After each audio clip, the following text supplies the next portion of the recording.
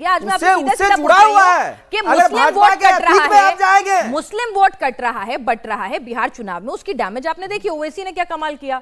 तो क्या टेंशन हो रही है पार्टियों को? पहले मुस्लिम वोट बैंक कहा जाता था कि भाई ठीक है आप लोगों के साथ है। पिनाज जी समझना होगा कि समझाइए ना, समझने के लिए बैठी हूं सर। इस देश का दुश्मन मुसलमान नहीं है। अच्छा, मुसलमान के नाम तो पर भरोसा क्यों नहीं करा उसने? कवायद है। आप पर भरोसा क्यों नहीं करा उसने? बिल्कुल किया है, बिल्कुल किया है। वोट कैसे किया? आप देख लीजिए। ओवैसी साहब ने इतना कमाल कैसे कर दिया? ओवैसी साहब ने इतना कमाल कैसे कर दिया? कमाल किया। 10,000 रेवरी आप सरकार को जब वोट को खरीद ले गए, लोकतंत्र को जब खरीदा जाएगा तो रिजल्ट यही होगा। तो मुसलमानों को ओवैसी ने खरीद लिया? नहीं, ओवैसी को नहीं खरीदा, देश के लोकतंत्र को खरीद लिया। आप जब चुनाव के समय आचार संहिता का उल्लंघन करके 10,000 रुपया रेवरी बांटेंगे, बड़ा कंफ्यूजन है। खरीदा आपने? ओवैसी ने खरीदा, बीजेपी ने खरीदा, किसने खरीद लिया? थोड़ा क्लैरिफिकेशन दे दीजिए ना। ऐसा तो नहीं कि मुस्लिमों को पहले आप सोचते थे कि हमारा ही वोट बैंक है, लेकिन अब उनको लगने लगा है कि भाई नहीं, ऐसे नहीं चलेगा।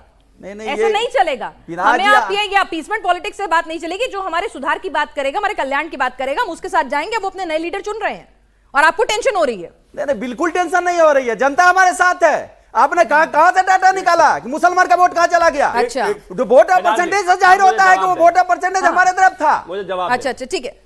देखिए, मैं इन सबके बीच में नहीं बोला इसलिए ताकि वो अपनी बात अपने मेरे को रिजवी साहब को सबसे कम वक्त मिला, इसके बाद मैं उनको वक्त दूंगी। जी, रिजवी साहब को भी बराबर वक्त देना। लेकिन इन्होंने कहा कि इस देश के, यही तो मुश्किल है, इस देश को मुसलमानों से खतरा नहीं है, लेकिन इनके हिसाब से इस देश के हिंदुओं से खतरा है भारत को। ये ऐसा मैं साबित करूंगा अभी।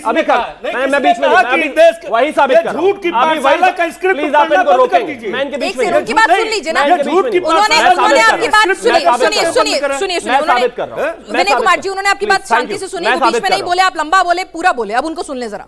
मुलायम सिंह यादव ने अपनी बहू अपर्णा यादव की एक रैली में यह कह दिया था कि मैंने आपके लिए, यानी कि मुसलमानों के लिए, हिंदुओं पर, कार सेवकों पर गोलियां तक चलवा दी थी और मैं क्या कर सकता था। हम हिंदुओं से डरे देश को। अब आता हूं अखिलेश, मैं बीच में नहीं बोला। भी देते हैं, ये है सम्मान इनका, ये है सम्मान इनका। अगर आप नहीं रोके, ये है सम्मान इनका। अरे आप उन्हीं को पद्म विभूषण भी देंगे। क्यों दिया आपने? आपको लगता है वो देश के लिए नहीं है? भाई अगर हो गया हो तो बता दीजिए, वरना मैं भी ऐसे ही बोलना शुरू कर दूंगा। Thank you.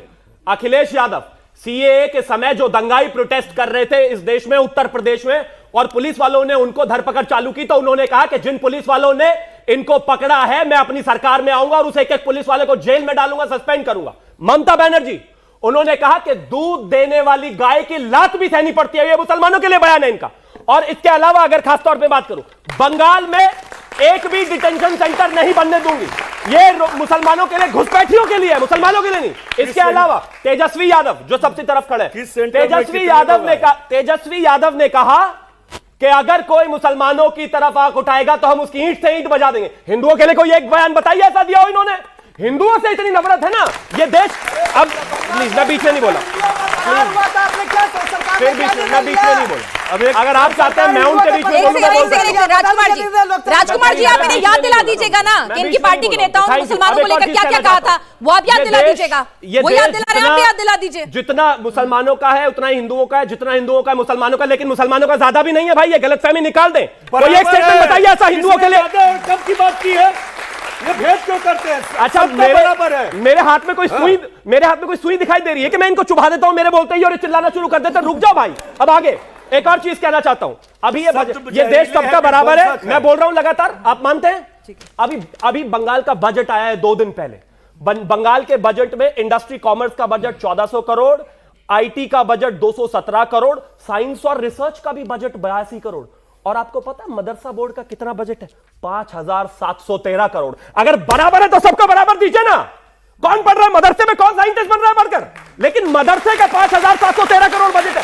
कहिए गलत है? मैं सारी बातें सही मान लूंगा। मेरी तरफ लेफ्ट में जो तीनों लोग खड़े हैं ना, इनसे ये कहलवा दीजिए कि वो मदरसे का जो बजट है वो गलत है। कहलवाइए। अच्छा, ठीक है। और कितने कॉरिडोर आपने मस्जिदों के उत्थान के लिए बनवाए हैं, मस्जिदों के रखरखाव के लिए बनवाए हैं, उसका भी डेटा दीजिएगा कभी। बिल्कुल मेरे तो प्रधानमंत्री कहते हैं एक हाथ में कंप्यूटर और एक हाथ में कुरान होना चाहिए, लेकिन इनसे कहलवाइए कि मदरसे को जो 5,500 करोड़ दिया गया और साइंस और रिसर्च के लिए सिर्फ 80 करोड़ रुपए, गलत है। टीएमसी का नुमाइंदा